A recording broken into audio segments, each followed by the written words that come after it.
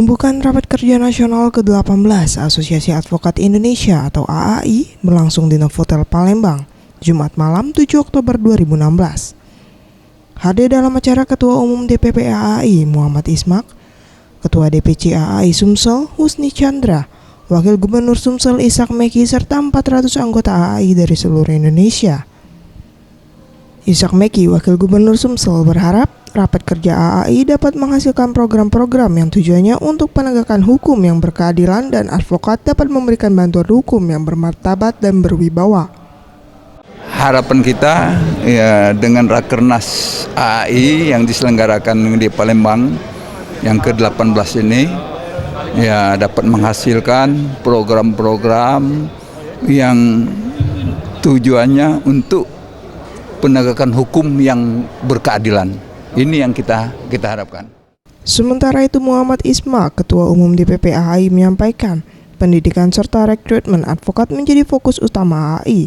Oleh karena itu, AAI akan membuat kurikulum yang mengacu pada Undang-Undang Advokat atau Dikti, serta lebih memperbanyak praktek ketimbang teori dalam pelaksanaannya. Di Raker ini kita lebih kepada soal pendidikan, rekrutmen, karena kita melihat bahwa sekarang ini rekrutmen yang dimulai dengan pendidikan itu sedikit kacau karena tidak adanya standarisasi. Oleh karena itu AAI mencoba untuk membuat satu kurikulum yang mengacu kepada undang-undang advokat sendiri, undang-undang dikti yang mengatur mengenai bagaimana cara melahirkan suatu profesi yang baik. Kurikulum yang memuat yang isinya tentang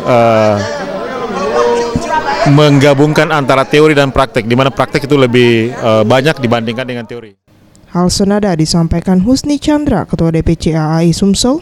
Kegiatan ini menjadi momentum awal bagi AAI Sumsel sebagai tuan rumah dan diharapkan akan lahir ide-ide baik sehingga dapat diteruskan secara nasional dan menjadi suatu kebanggaan dapat menggagas dari awal proses menuju arah perbaikan.